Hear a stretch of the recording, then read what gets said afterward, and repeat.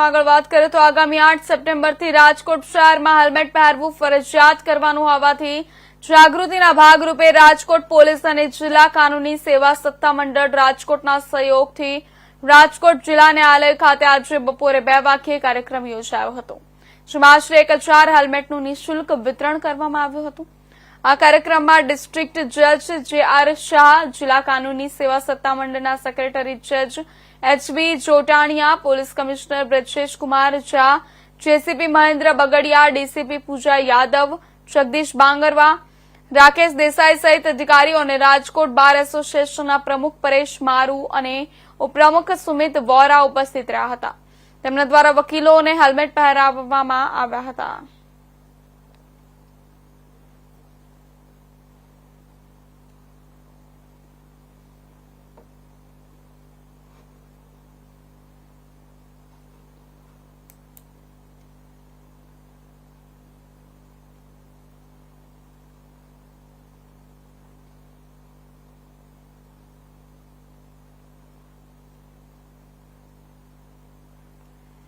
સમાચારમાં જણાવી દે તમને રાજકોટ પોલીસ કાનૂની સેવા સત્તામંડળનો સંયુક્ત કાર્યક્રમ સામે આવ્યો છે। રાજકોટમાં 8 સપ્ટેમ્બરથી હેલ્મેટ ફરજિયાત છે।